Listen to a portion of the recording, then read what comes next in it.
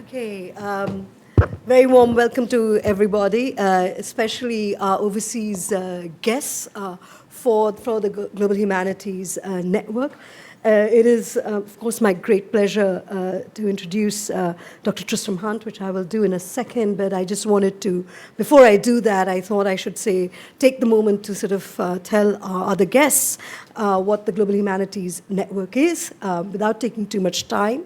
It is a flagship initiative of the university, which I'm privileged to co-direct with actually my senior colleagues, Professor Chris Young and Professor Hans van der Ven, who in a way started all of this during, just before COVID, and it actually took birth during the COVID era. So it's always, and it's really a network of 7 flagship universities in the Global South with the University of Cambridge. And a warm welcome to our colleagues from China, India, Ghana, and of course, Turkey. And if I've forgotten anyone, I'm really sorry. I've just been doing marking all day. And it was the idea behind this was to really reinvigorate not just the humanities, but to really look at the work of the humanities as emerging from questions, scholarship, from the Global South. So rather than seeing it as a transfer of knowledge project or simply one of exchange, it was really to kind of bring to bear, and Chile, of course, and I see you, yes, Mari, it's lovely to see you.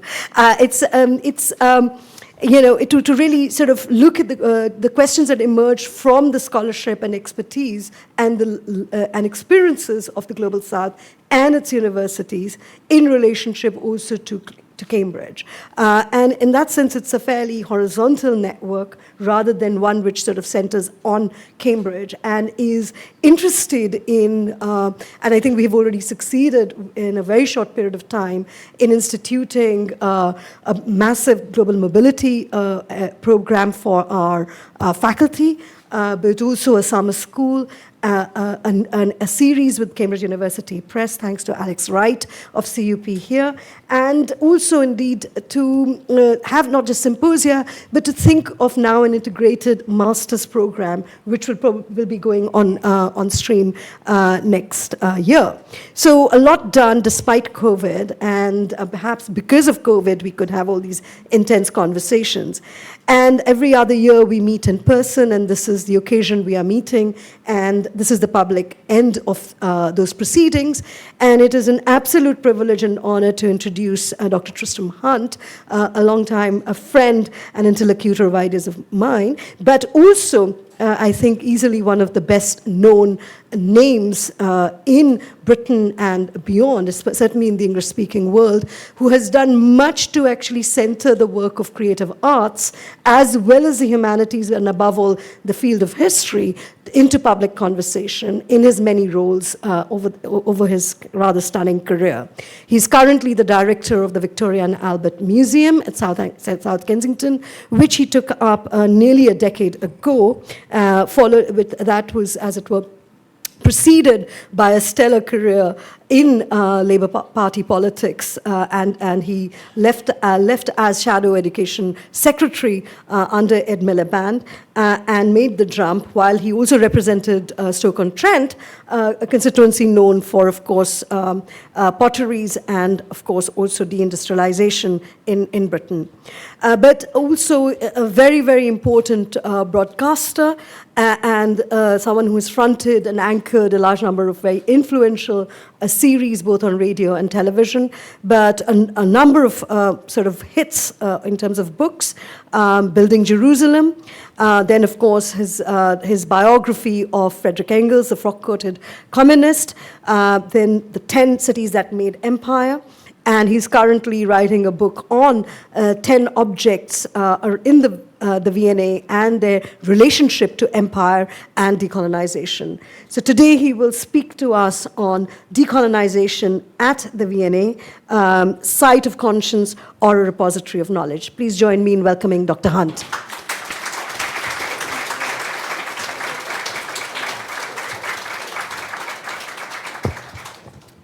Well, Shruti, thank you very, very much indeed. It is a great pleasure to be back in Cambridge, the city of my birth and of my education, mainly at Milton Road Primary School, but also at Trinity College and King's College, Cambridge, with my brilliant supervisor of my doctorate, Gareth Stedman Jones. It's a pleasure to be with you at the Global Humanities Initiative and endorse exactly what Shruti said, the Global Network's ambition to broaden and diversify the studies of humanities beyond Eurocentric paradigms. At the University of Cambridge, your leading museums are an important part of that dialogue, from Kettle's Yard to the Fitzwilliam Museum to the Museum of Archaeology and Anthropology. There exists an academic and curatorial community taking forward debates around decolonisation and the purpose of historic collections today in new and exciting way. And I pay tribute to the work done by Jesus College and indeed Trinity College in thinking about its Benin and its Pacific artifacts, and to the university administration in interrogating the historical legacies of Atlantic slavery and the passage of that wealth. Part of the strength and indeed weakness of the term decolonisation, essentially a Cold War era term, is that it means so many things to so many different constituencies, from the removal of commemorative statues to transforming school and university curricula to decentering established canons from music to fine art. Karthik Ram Manharama recently said, quote, "So now decolonise can be added as a suffix to pretty much anything. Science, philosophy, music, museums, technology, Shakespeare, sex, zombies, without having to make any practical sense." To my mind, decolonisation is far less about the removal of historical objects and erasure of monuments, but rather the deepening of our connection to history by adding new narratives and context. And I more than appreciate that this is not the full fat Frantz Fanon account of decolonisation.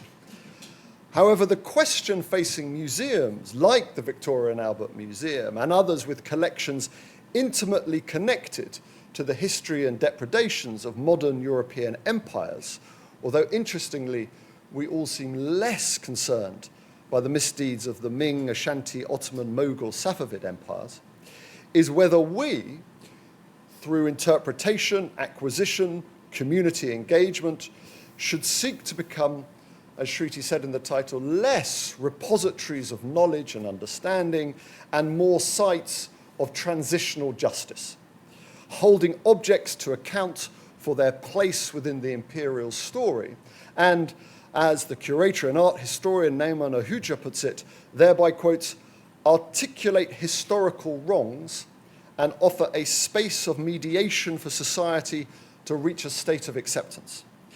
Professor Dan Hicks of the University of Oxford and Pitt Rivers Museum very much comes down on that side of the argument, suggesting that European museums and galleries should work to redefine themselves as, quotes, sites of conscience in which to face up to the ultra-violence of Britain's colonial past in Africa and elsewhere. Or in the more legalistic interpretation offered by Geoffrey Robertson Casey, we should understand the return of cultural property as a human right. Quotes, the sovereign right of a people to hold and study the keys of its own history, to use them to make its own narrative of its social and political development. However, in a curious coda, he also suggests that the human rights record of the claimant state, especially in regard to free speech and cultural freedom, should be one factor in the balance when it comes to the return of cultural objects. At the V&A, we seek more and more to acknowledge these moral questions about the origins of the collection, but we do not pursue an approach premised solely upon contemporary ethical judgments about previous historical motivations and legal frameworks, which I regard as fraught with jeopardy when it comes to the stewardship of national collections owned by the public. Instead, our approach is developed around four policies: provenance research, collections transparency, institutional accountability, and, as I'll explain, renewable cultural partnerships. We seek to presage scholarship and dialogue above anachronistic notions of inanimate accountability. And we actively engage with institutions across the world to share our collections, especially those which we know were looted during the colonial past, as widely as possible within the constraints of the law. So for those who are unfortunately unfamiliar with the Victoria and Albert Museum, we describe ourselves as a family of sites, of which South Kensington, here you see depicted on Exhibition Road, is one such site, extolling, dedicated to art, design and performance, telling the story of 5,000 years of human creativity across ceramics, glass, textiles, sculpture, jewelry, design, digital, furniture, fashion, and other decorative, ornamental, and fine arts. And we do so in order to spark the imagination and the ingenuity of today's artists, makers, designers, and creatives. Our origins go back to the 1851 Great Exhibition, which is so often taken to be a moment of imperial and industrial hubris, as Britain, as the workshop of the world, the empire with its never-setting sun, but was in fact born of self-doubt and a sense that Britain was falling behind the great commercial nations of the world. And it was at the 1851 Great Exhibition in the Crystal Palace in Hyde Park that British designers came to see markedly more sophisticated aesthetics on show from South Asia and the Islamic Middle East. And that would go so markedly to influence the works of William Morris, of Owen Jones, of William de Morgan, and many others. And the 1851 exhibition was then the beginnings of the collections of what was originally called the South Kensington Museum. Our title was originally the Museum of Ornamental Arts, or the Museum of Manufacture, before it became, in 1899, the Victoria and Albert Museum. Prince Albert was our founding father, again, someone with this great impatience about the arrogance and self-regard, particularly of the English, who felt they needed to see what the rest of the world was doing. And what he wanted the museum to be was he called a great storehouse or treasury of science and art, again with this very functional idea of education and improvement and training for engineers and designers. But the museum also, from the beginning, had a very close connection to the colonial and imperial past, and I'll come on to that. We should remind ourselves that the call for decolonisation, or the reparation of colonial-era artefacts from Western museums, has itself a long pre-history. Perhaps in the modern period, beginning with the passing of the 1963 British Museum Act, upon which the 1983 National Heritage Act, which governs the Victoria and Albert Museum, is based, which in cold, hard statute terms says that the British Museum, along with the V&A, along with the Science Museum, along with Kew Gardens, along with the Royal Armouries, cannot deaccession items from its collection unless there are 4 very specific clauses. So when people say, why don't you return objects, you're just hiding behind the law is the law, and operating under the rule of law, particularly today, seems quite an important principle. So you can only get rid of an object from the V&A collection or the British Museum collection if it's a perfect duplicate, if it is unsuitable for retention in collections and can be disposed of without detriment to the interests of students or members of the public, which you would be easily subject to judicial review on. The Galleries Act return is around disposing it to another museum subject to that act. So you can, as we have done at the museum, you can send objects to other national museums, the Tate, National Trust, others, but it cannot be disposed beyond that. Or if it's damaged beyond total repair. And we do dispose of things within the museum which are completely damaged. So the 1963 Act from the British Museum and our 1983 Act ended the prospect of so-called contested heritage being returned to countries of origin. And prior to these acts, items had been returned to countries of origin. And I should be clear from the outset, I regard this act as outdated and infantilizing. So the position of the Victoria and Albert Museum is that this act should be amended and changed, and that trustees should have autonomy over their collections to be able to make a decision whether they should be deaccessioned on ethical or moral grounds or not. And we should make the case for items within our collection either to be returned or not, and I'll come on to that.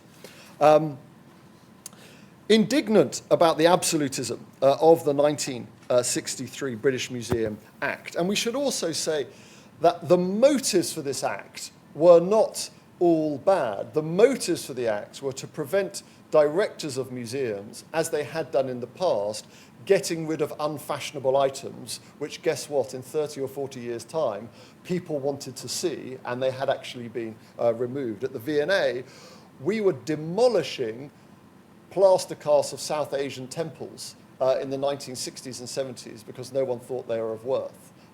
So having a universal collection which is not subject to the whims of a director or the fashions of the time has an important ethical point.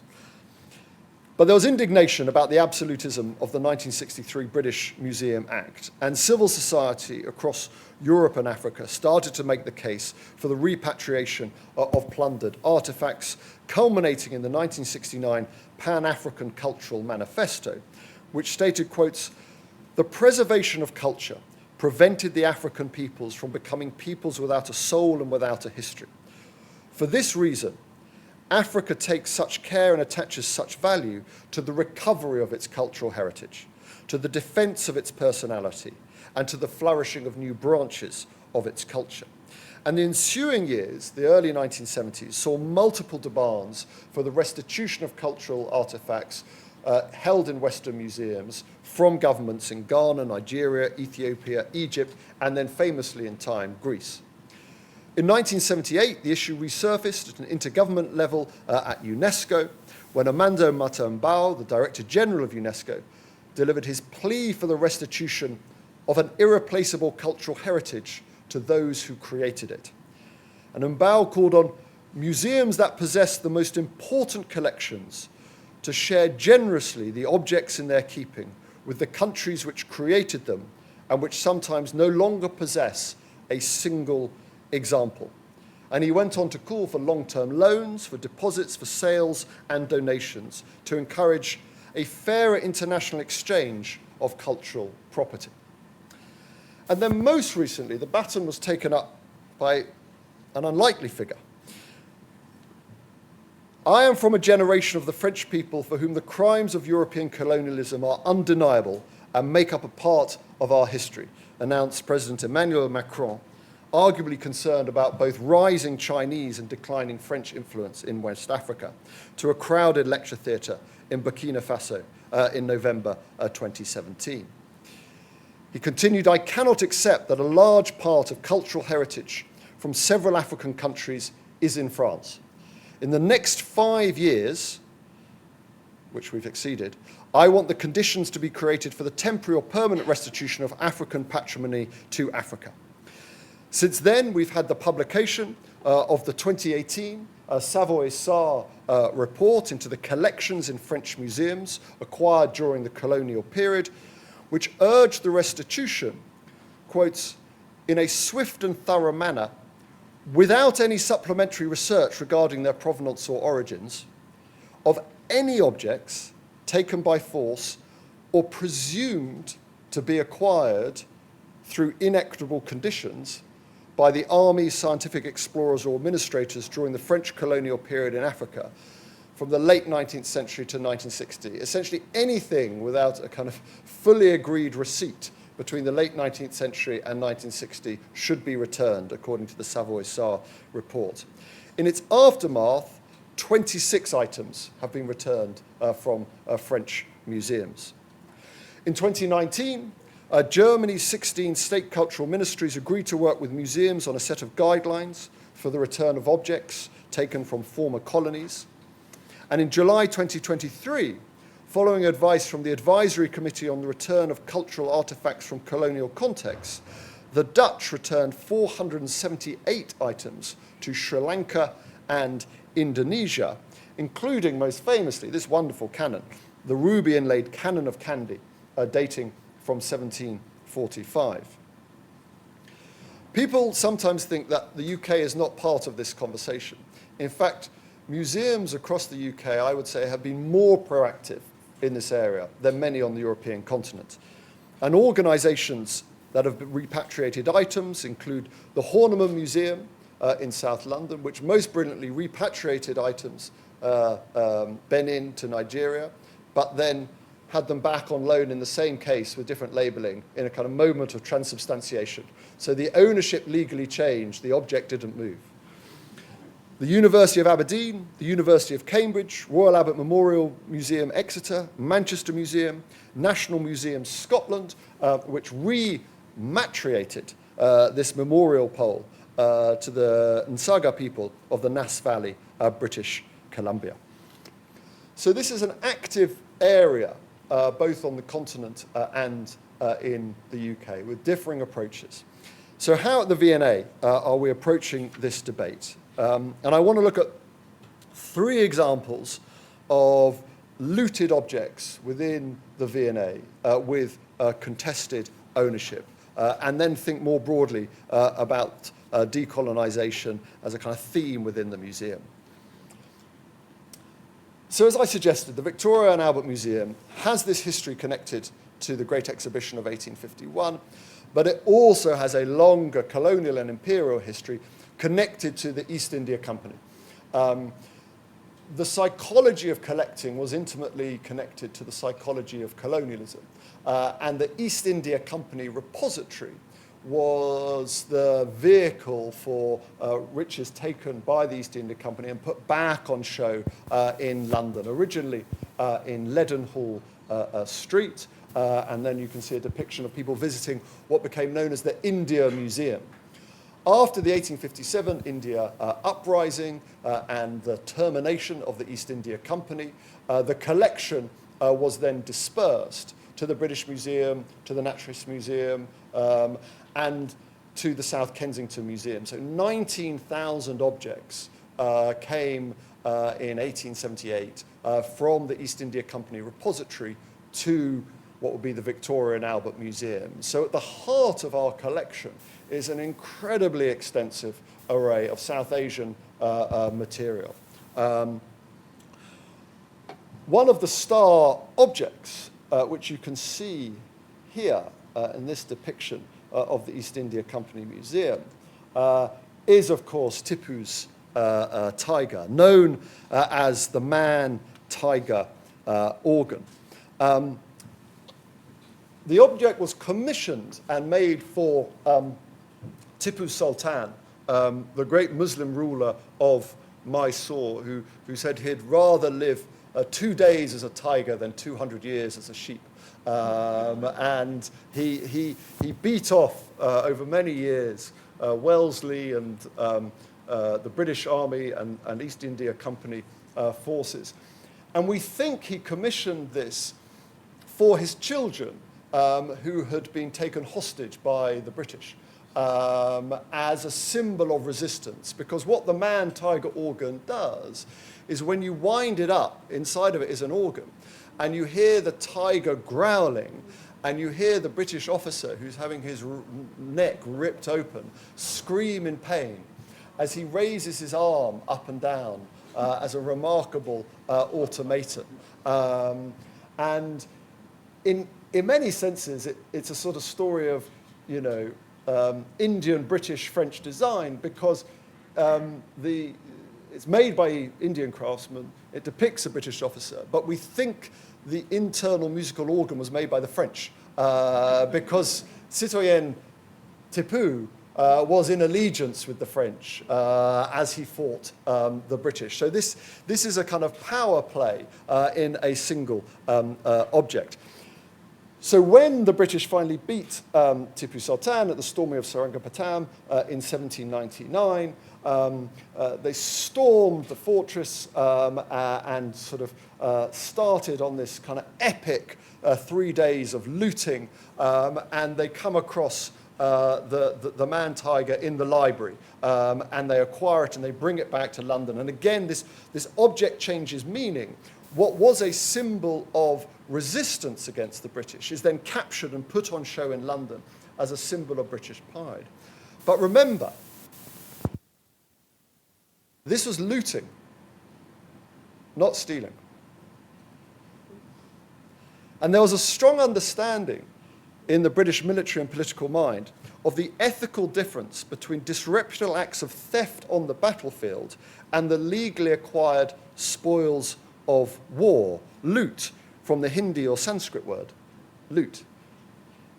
Army regulations allowed for the coordinated taking of plunder from the defeated enemy in the aftermath of victories through the so-called prize system. Whenever a capture was made, all plundered material would be gathered together under the auspices of officers designated as prize agents, who would then decide on an auction of material there and then, or for the loot to be returned for auction back in the UK. Money raised at the auction would be divided by shares so that the profits or bonus payments were distributed equally amongst the troops. Tipu Sultan's gold throne was ripped apart and distributed, but of course this object became the most celebrated of the items. This has been a kind of part of the South Kensington story in the South Kensington collection, and as I said, has these kind of multiple pasts to it. It tells a story of British, Indian, and indeed French geopolitical interaction. There has been no official request for the return of Tipu's tiger, and that might be to do with the value placed on the historical memory of Tipu Sultan in contemporary India. But one such question was whether the iconic tiger should come to Pakistan, which, being the Muslim successor state after colonial India, should have a right to it. So again, the question, in a sense, of where these objects land today and senses of ethical and moral ownership connected here to religious and ethical sensibilities in the modern world. That's Tipu. These are the gold crown and chalice looted from Emperor Tewodros II's treasury at the storming of Magdala in modern-day Ethiopia in 1868. When you see this object, it is of exquisite beauty. Constructed of an inner raised and domed cylinder, the towering gold crown, of a style worn by priests in the Ethiopian Orthodox Church, is alloyed with silver and copper, with filigree work and glass beads.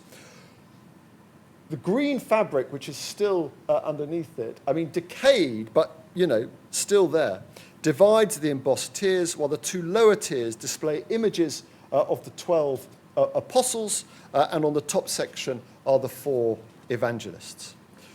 The so-called Abuna crown was probably given to the Church of Our Lady of Quemsquam near Gondar as a gift from Emperor Ayasu II and his mother, Empress Mentawab, and then made its way, we don't quite know how, into Tewodros's possession. The chalice used for the consecration of wine in the Ethiopian Orthodox Church was most likely given or acquired by Tewodros at the same time. The storming of Magdala was a kind of punitive expedition overseen by Napier from Bombay, bringing Indian troops with him to punish Tewodros II for him taking European hostages. It's a sort of bizarre and complicated story of him originally appealing to Queen Victoria as a fellow Christian monarch to help him fight the Ottomans, not receiving any answer from the British government, and then taking matters into his own hands.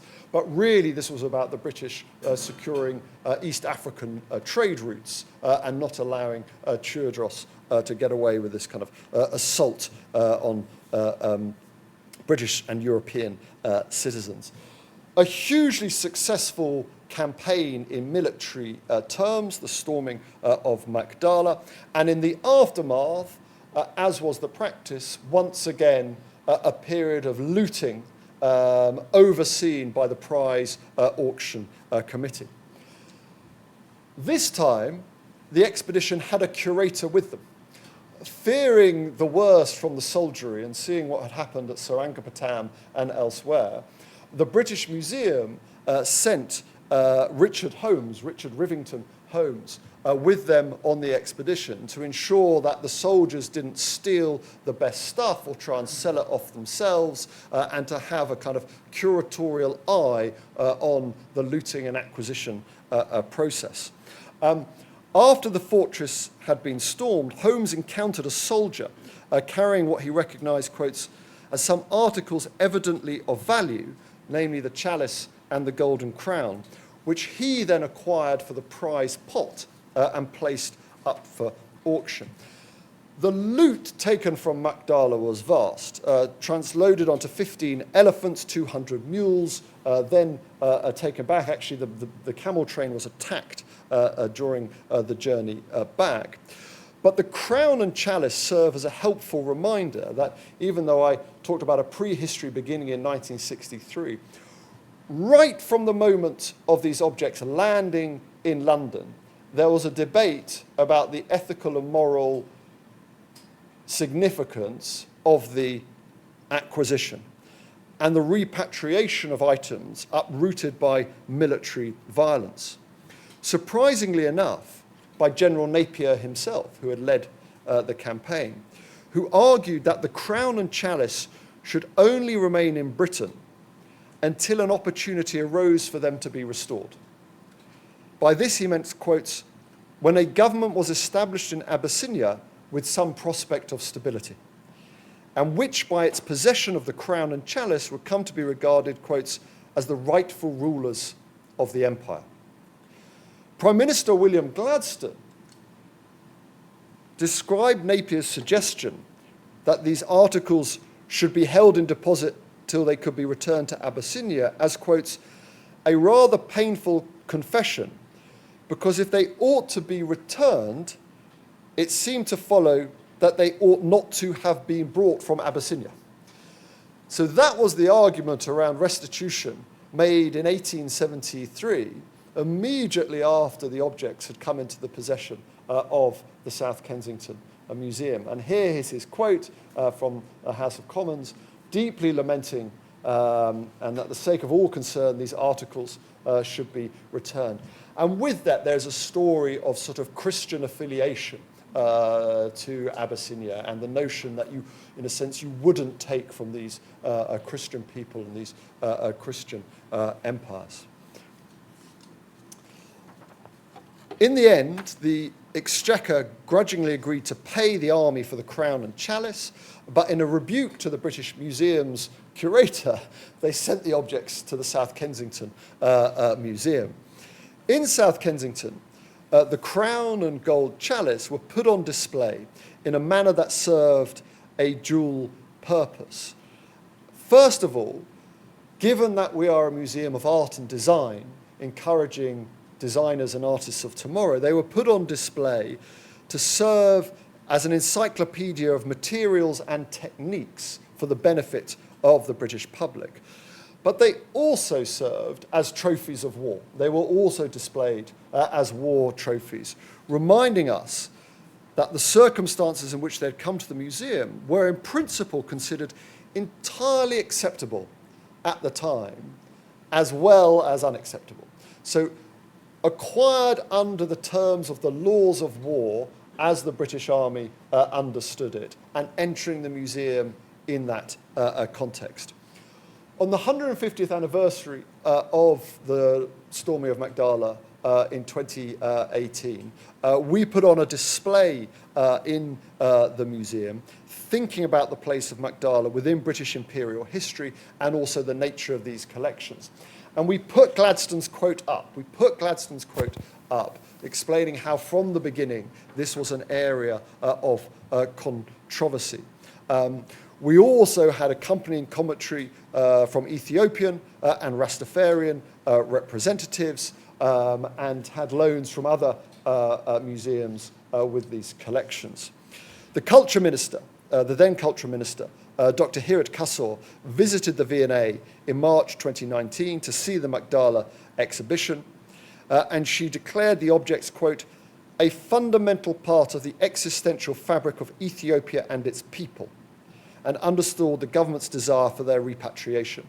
So these are officially and legally under a kind of repatriation request from the Ethiopian government.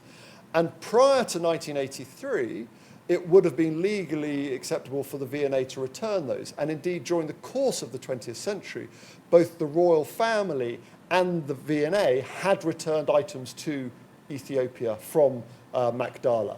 But after the passing of the Act, that's impossible.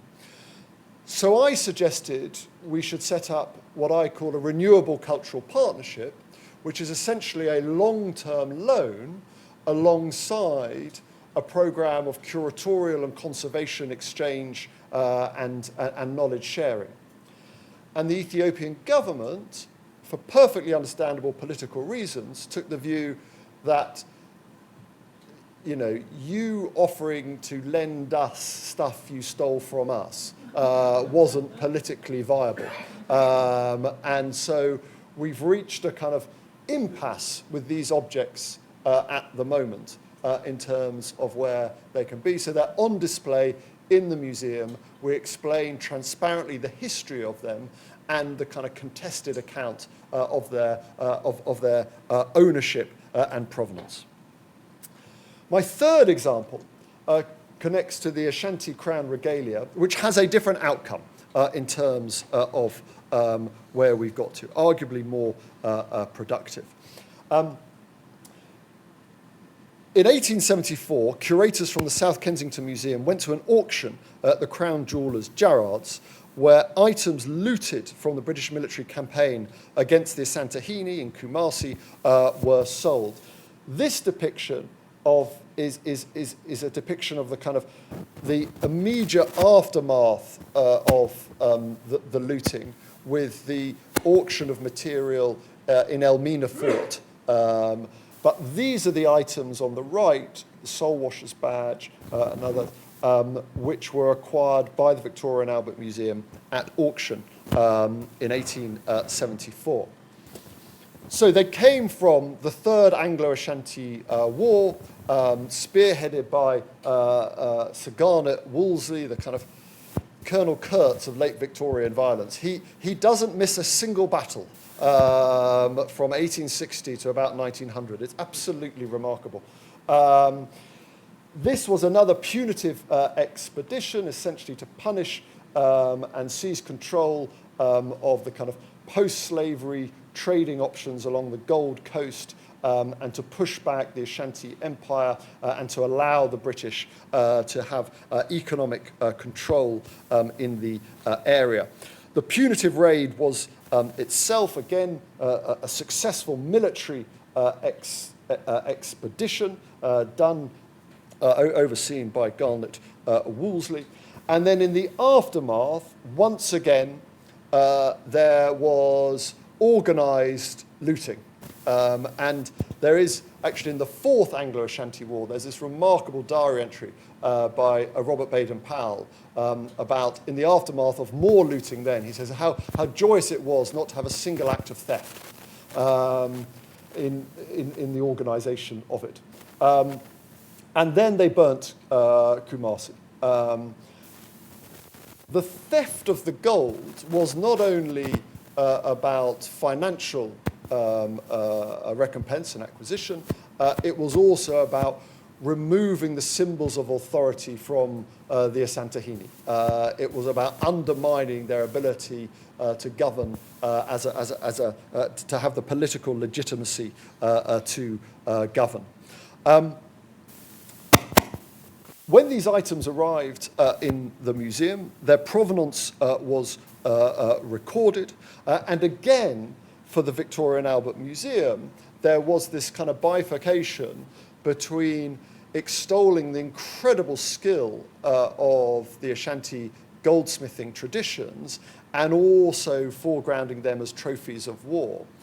And then you have these articles in the London press saying how much the British goldsmithing community can learn from the Ashanti people. Have you seen the quality? Have you seen the filigree? Have you seen the wax casting?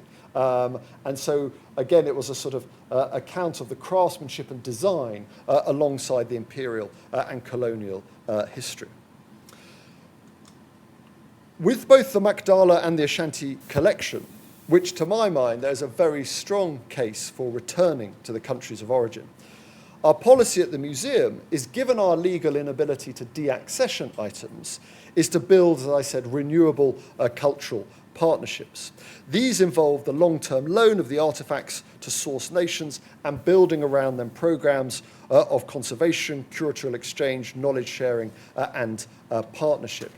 And whilst we hit a block with the Ethiopian government, thanks to the leadership of the Asantehene, we were able to begin this process of long-term lending of items back to Kumasi.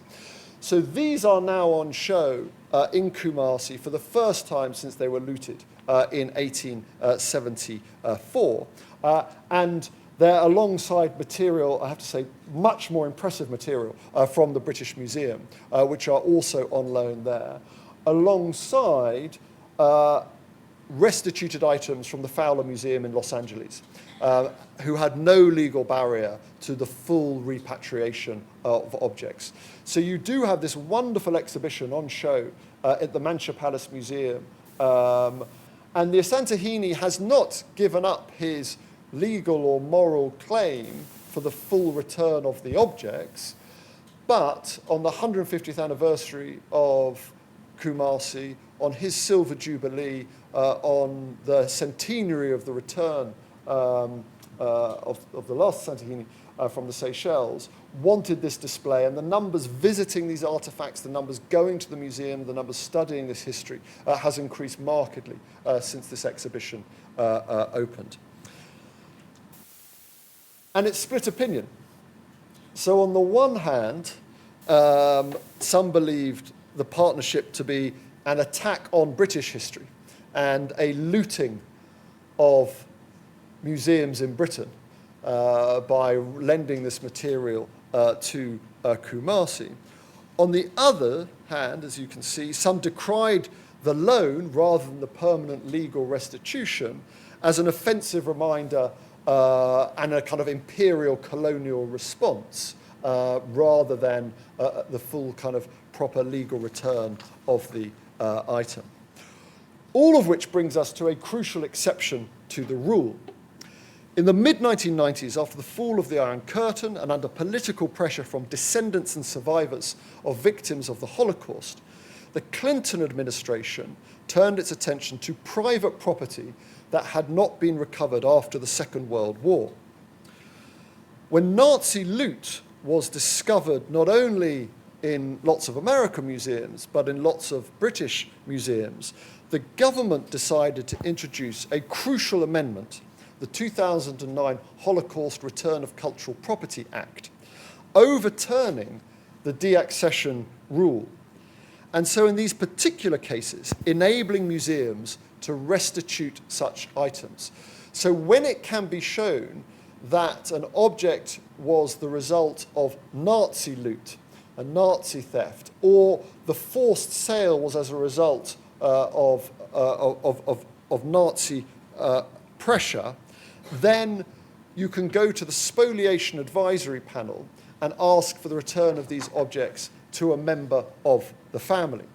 And for the V&A, this meant the return of these objects, these three Meissen figures acquired in the mid-1980s, which had once belonged to Jewish art collector Emma Budge, who lived in Hamburg, and whose art collection was forcibly sold after her death in 1937 by the Aryanized Jewish auction house of Paul Grauper, and her family was deprived of the proceeds of the sale. The V&A acquired these figures from an English collector who lived in Rome, who said that she had purchased them from a Russian art dealer in Paris. The descendants of Emma Budge made their case to the Spoliation Advisory Council, who ruled that they should be returned, which they were. And our former provenance curator, Jacques Schumacher, has written a brilliant book around this. Many critics have, in this context, pointed to what they see as a double standard and suggested that if an exception can be made for the restitution of Nazi-era artifacts to family descendants, then why not for loot or plunder from the colonial era? So I very strongly believe that decolonisation cannot be limited, though, to debates simply around restitution and repatriation, which is actually a very small part of the activities of the museum. It has to be a much more fulfilling process, which interrogates challenges and open up collections alongside engaging in these proper debates about the return of property. So let me, in the final section, give you a few examples of how we approach that broader conversation around decolonisation at the Victoria and Albert Museum. Beginning, and I hope many of you had the chance to see this incredible portrait at the Fitzwilliam Museum recently, where it was on loan, with a display we did comparing and contrasting Francis Williams and the work of the West Midlands photographer Vanley Burke.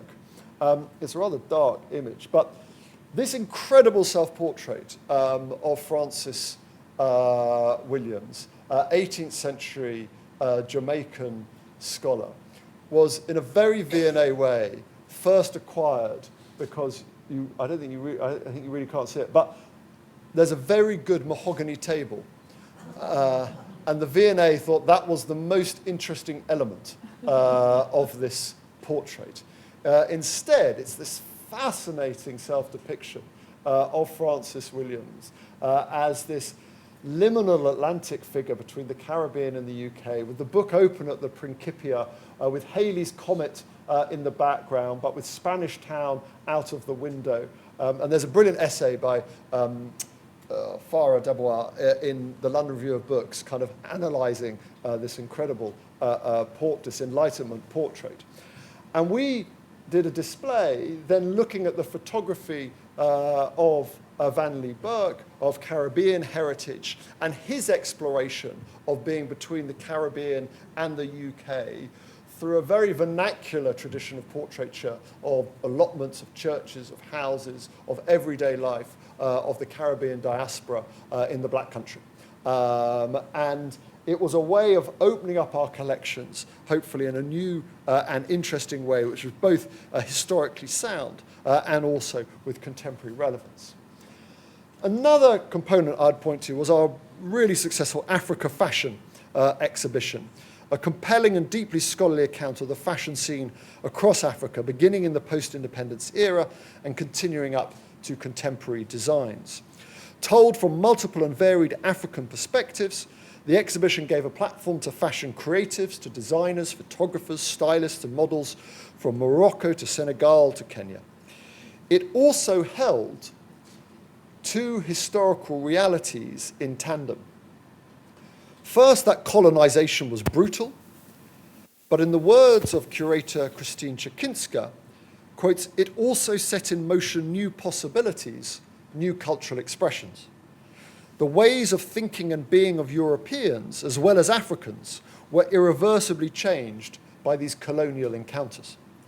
Over 250 objects were on display, approximately half of these drawn from the V&A's collection, many of them shown for the first time in a London museum. And what's great about an exhibition like this is it opens up our holdings, which have a traditional, quite sort of South Kensington ladies' Eurocentric perspective from the 1960s and 1970s to a much broader account of global fashion. And this exhibition has now been seen right around the world. It closed most recently at the Field Institute in Chicago earlier this month.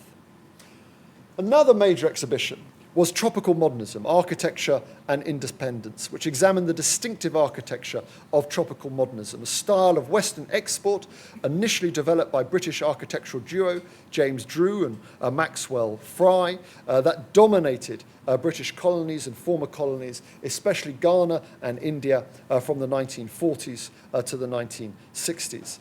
Its scientifically informed language of climate control valued function over ornament, adapted a European modernist aesthetic to suit the hot, humid conditions of these regions. And again, what was so interesting about this exhibition was, in a sense, how that European tradition of modernism, which almost had this kind of colonial mindset in the 1920s and 1930s, was then reimagined and reappropriated in post-independence India and Ghana. So thinking in a kind of colonial and post-colonial way about architectural traditions and the navigation of those traditions, again kind of opened up that conversation around the meaning of decolonization and post-colonial nationhood. Finally, at our storehouse, and ladies and gentlemen, if you haven't come to Stratford and seen the new V&A East Storehouse, I do recommend this as your summer expedition.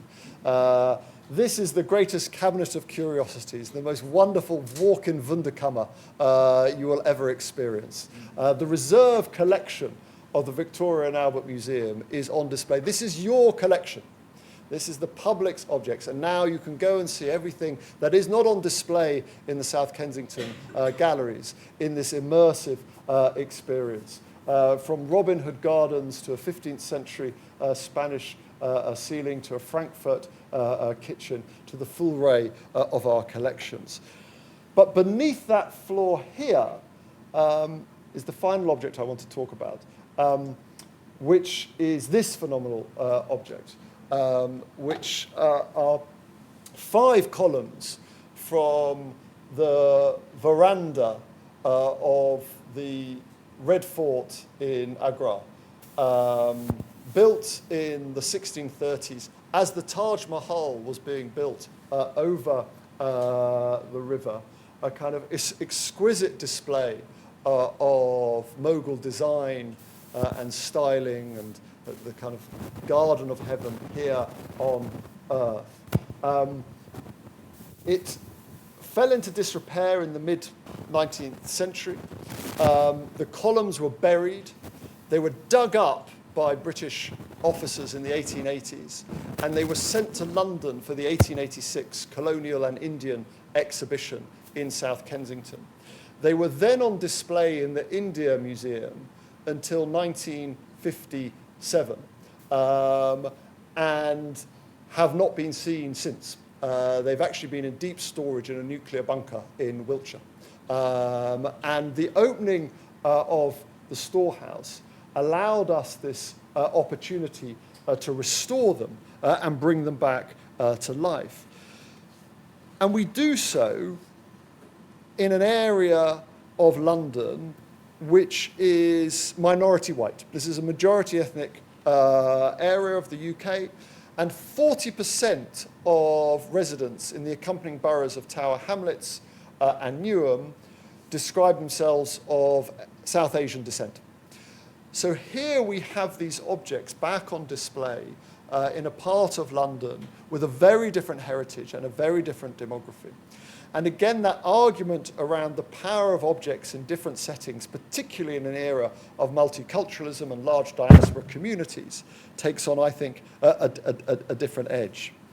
In contrast to 1886, when the storehouse opened, what we did was commission a wonderful work of dance by a Kathak dance collective of Olympic Borough performers led by choreographer Shyam Dattani, providing a modern post-colonial London take on an object with such a studied imperial history.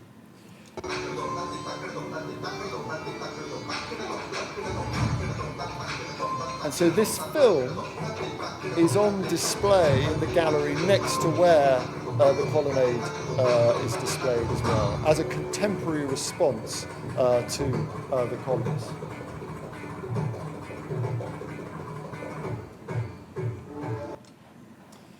Nearby, in one of our Hacked End displays, the V&A Youth Collective have worked with academic Dr. Hannah Young to showcase collections purchased with funds which we think were drawn from slave compensation payments. That incredible injection of wealth in the mid-19th century into aristocratic and mercantile families often made its way into the building up of decorative art collections that over the years found their way into the holdings of museums. And here the Youth Collective sort of come at the objects in terms of thinking about that slave-owning past and where the money came from. And the tradition of Storehouse is this tradition of polyvocality. So there are many voices coming to the interpretation of these objects, including our Youth Collective. And this looks at the collection partly of Ralph Bernal, a very interesting figure in terms of the history of the V&A ornamental collections. Ladies and gentlemen, museums are about objects, their care, interpretation, and curation. And at the V&A, our focus is on the way in which objects shed light on the history of art and design and performance. We are not a museum of imperial and colonial history. We tell the story of human creativity. As such, we presage the intentions and achievements of the makers and explore their creative endeavour alongside material from different cultures, peoples, and ages. Museums are necessarily sites of multiculturalism, curating the jewellery, the ceramics, the fabrics, brought about by the exchange of people's habits, identities, and practices.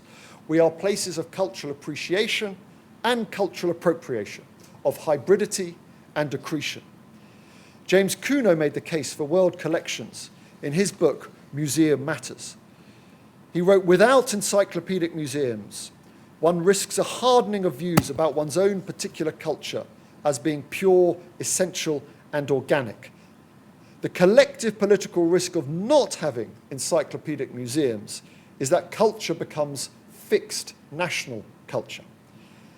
And in an age of increasing diasporic communities, the importance of museums displaying global collections is vital.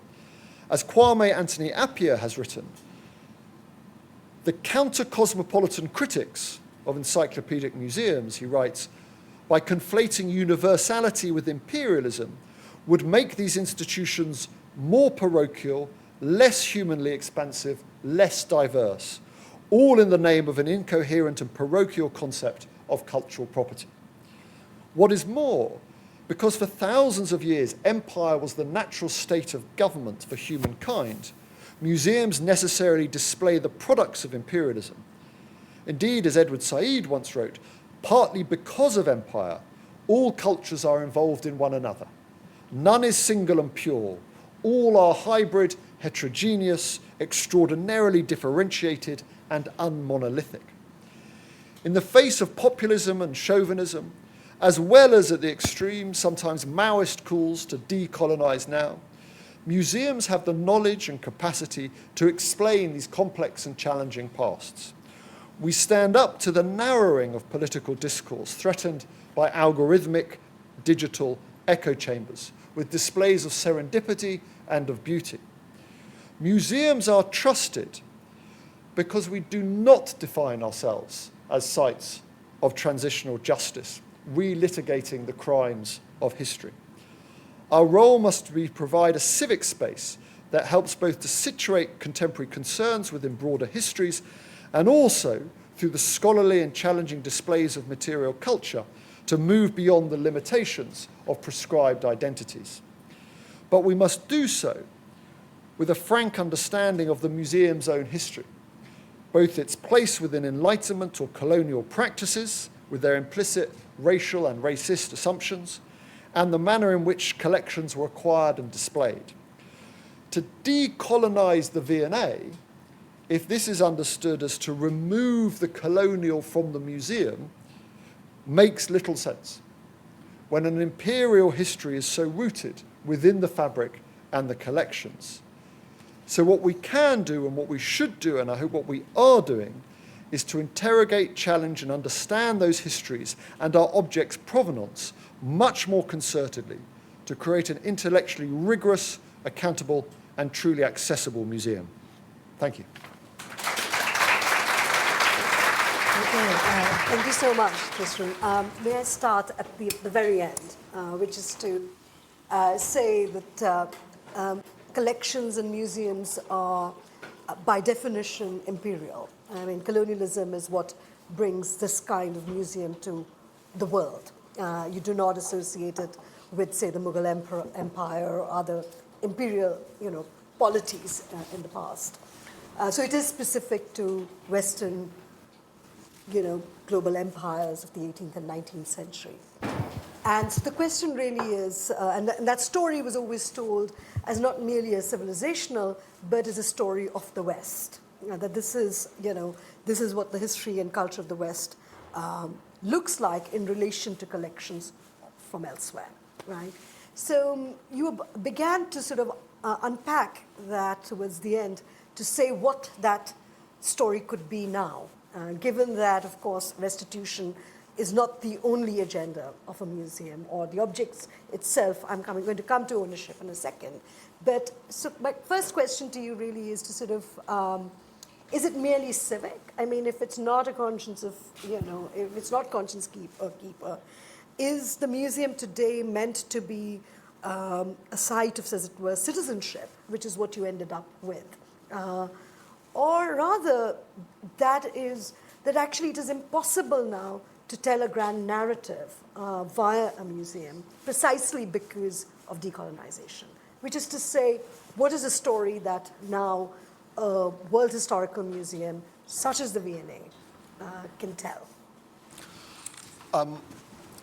So I think a couple of things. First of all, on the notion of that, the museum as imperial and European, what's also so interesting, though, is how that idea shifts, because Tipu Sultan had his own museum and created an idea of a museum himself. And those who were kind of rampaging through Seringapatam were suddenly caught themselves to see this great collection displayed almost in a sort of traditional way.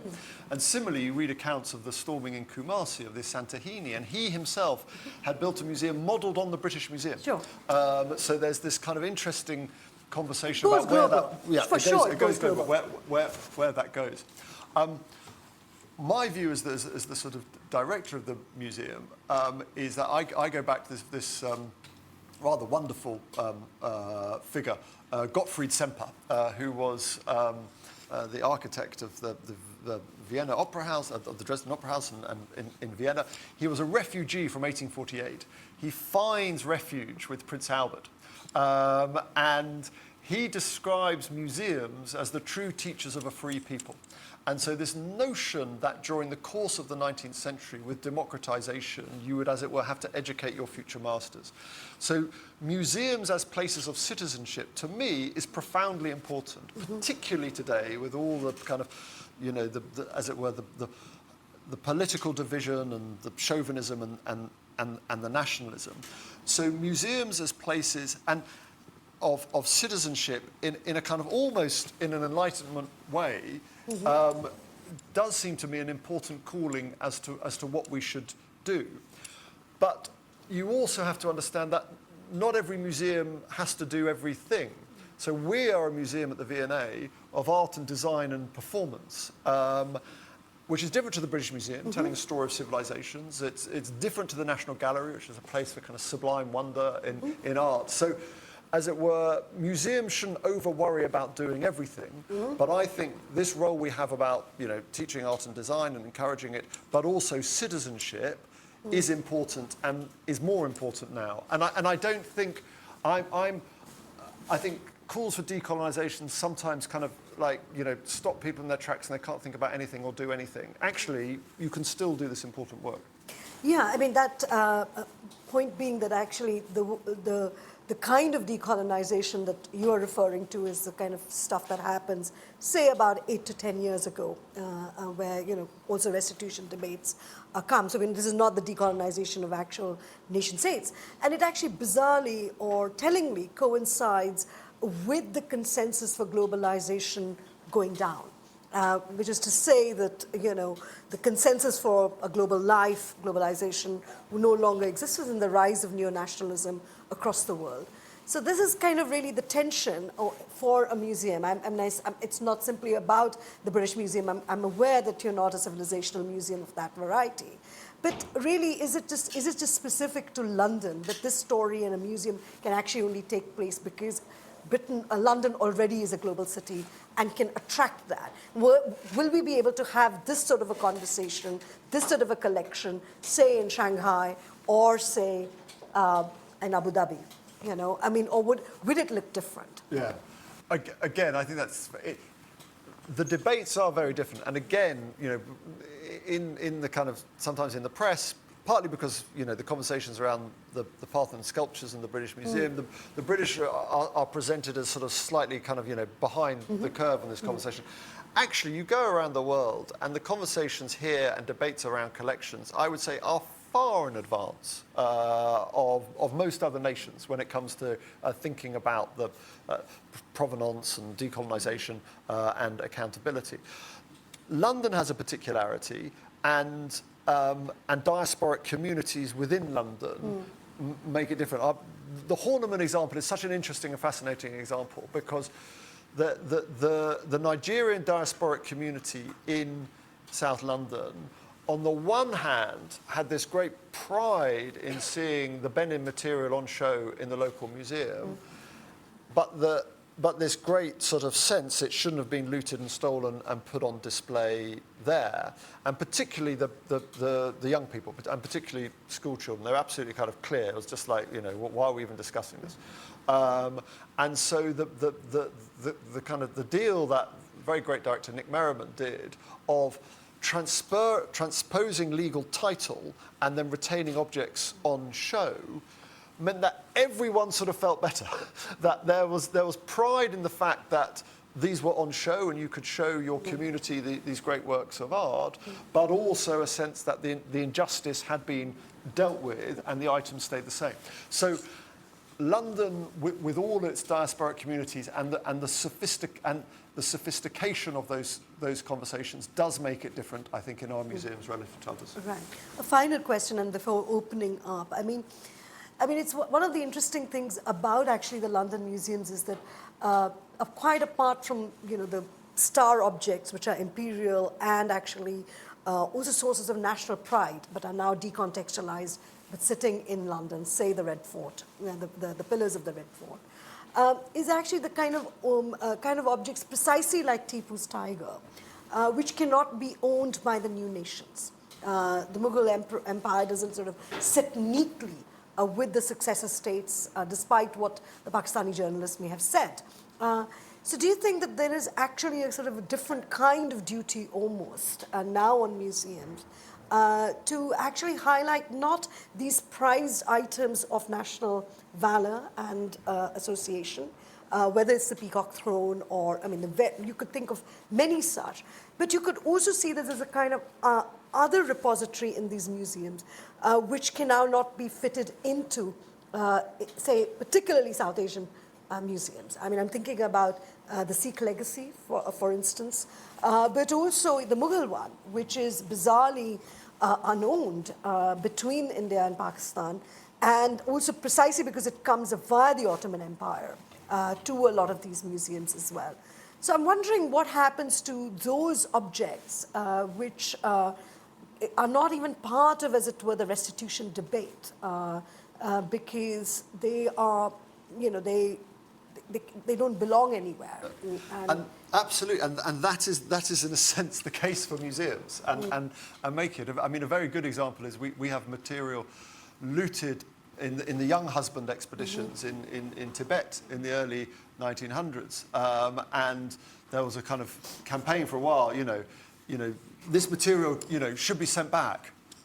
You're like, Really? Where would you want that sent back to? And who would be taking care of that? And what's the kind of context for that today? Similarly with the kind of, the Mogul material.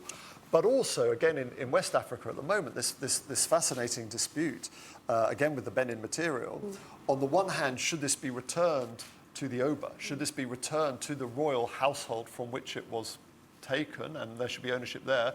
Or should it be with the federal government and the elected government? And we certainly, when we were thinking about the Ashanti regalia, the kind of requirements of the Ashanti nation and what the Asantehene wanted to do relative to the democratically elected Ghanaian government and their approach was very, very different. So I think, in a sense, kind of, as it were, objects from empires which, cross national boundaries, which no one feels the affiliation for. This is exactly where museums have this kind of duty of stewardship and care.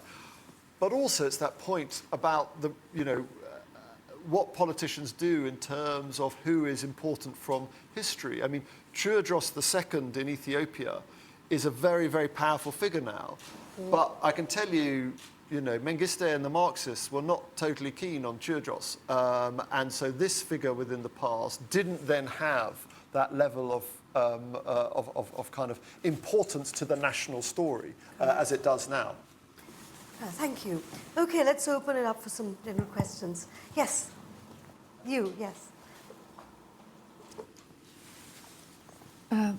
Thank you, Dr. Hunt, for the very interesting presentation. I'll start by acknowledging that yours was a difficult role to balance between being, head of V&A and then to tackle such a difficult point.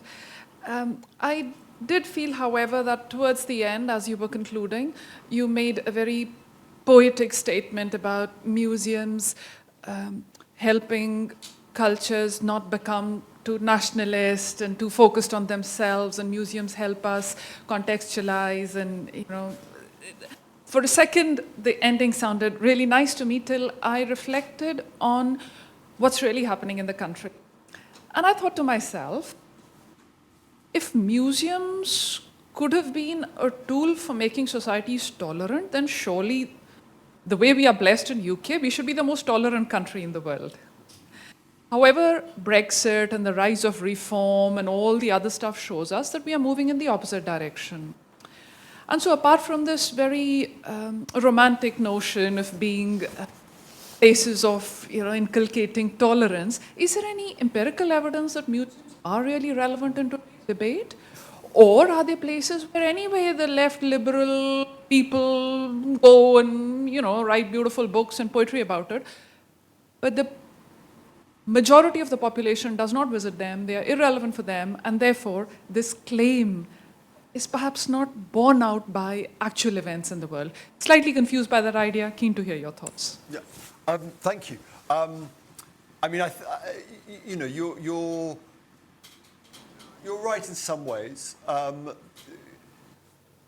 but also, so for the V&A, for example, we're 50% UK and 50% international in terms of our visitor profile. And so it's not just that UK conversation. I think when you look at the statistics of people visiting museums in the UK, and also National Trust, historic houses, that kind of, we are a very kind of keen museum-going public. And now, has that increased sort of, as it were, sort of liberal sentiment amongst the British public? No, but in a sense, we shouldn't be places where people who are conservative feel they're not welcome. And it's really important, I think, that my salary is paid by reform voters and conservative voters and non-voters. And so if we think we have this sort of, and citizenship I think is really important in terms of active, but if we think we should be these places for kind of instilling a sort of social justice mindset, then I think we invalidate our role. And it is no surprise to me that in America they've come for the museums in quite a strong way under the current Trump administration. They, the assault on the Smithsonian, the dispatch of the director of the National Portrait Gallery, and museums have to, and we don't know what's going to happen in this country. So museums have to be quite hard, both in terms of encouraging citizenship, as active participation in civil society, but not being vehicles for social justice. And the tension is often those who are employed in museums, and often those who are most active in museums, have those political mindsets. And having been a politician myself, I'm always very keen to tell colleagues, let's stay in our lane. We've got to open up the conversations, but we shouldn't be these vehicles for social justice, which is anathema to some particularly kind of more activist junior colleagues. And it's a hard balance to strike. Yes, over to you. Yeah, thanks for your exposition. My question relates to this policy of Renewable Cultural Partnership long-term loan agreement. Is it a VNA specific policy, or is all museums in the UK applied? And in its application, the call for restitution or return is not just related to objects. Skeletons of ancestors also are being requested. So is this policy also applicable to the return of ancestors? Are you planning to loan ancestors back to their source region?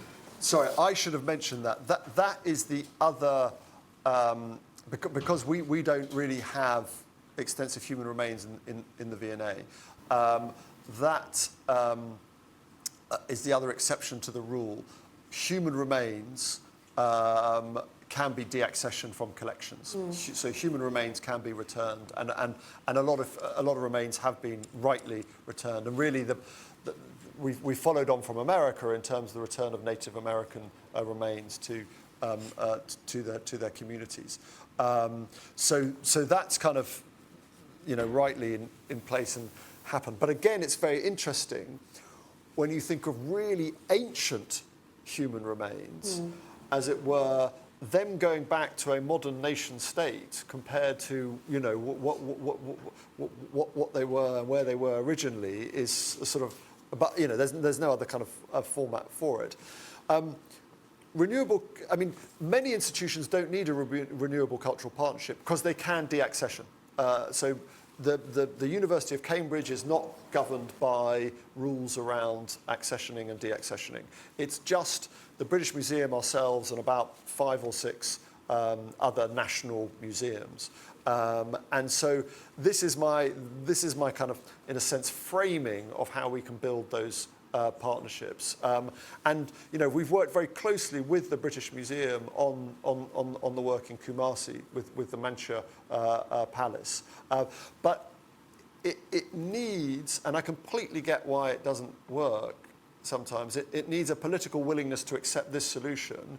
But I think if you're the Ethiopian Prime Minister, or potentially you're the other prime ministers, you won't want that. And that's perfectly understandable because you think there should be a full legal restitution of the artifacts. Yes. Thank you. I wanted to ask about narratives. You recently had an exhibition on the Mogul. Could you tell us a bit how the V&A approach curation and interpretation with in mind the decolonizing topic? So we had a wonderful exhibition on the Great Moguls, and in a sense, there isn't, as director, there isn't a directive around that, and so the curatorial lead on each exhibition will take that forward. So whether it's on tropical modernism or Africa fashion, or and we give them a lot of autonomy to do that. And I think it was very interesting with the Great Moguls whether there was, for many members of the public, this was just an incredible introduction to an unknown period of history. I mean, we thought long and hard about the title, The Great Moguls, and actually, arguably it was the wrong title because it put people off. We should have had it even more sort of, India in the Golden Age or something. Great moguls. What is it? So the level of understanding of this material is often very, very poor. And then we had these incredible loans which allowed people to see it. But there was some critique that whether we didn't sort of interrogate enough the kind of social and political context of the development of these enormous works of kind of, decorative and fine art. So the answer is we leave it to the curatorial lead, who are the experts on each area, unless it's going really wrong, and then I get involved. I think, if I may, I think I was very struck by the fact that though as a child one had seen so much of Mughal stuff growing up in India, one hasn't seen any of it in public life in India for about a decade, if not longer.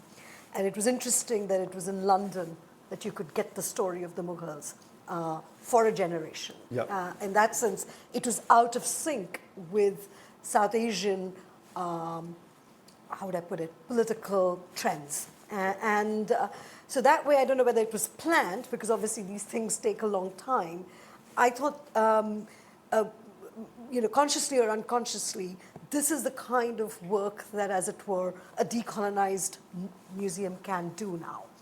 Precisely those things that, same with your show on the Iranians, which, of course, you had a lot of support from the Iranian government. But it was also remarkable to see the expanse of Persian history, which otherwise you can't see elsewhere.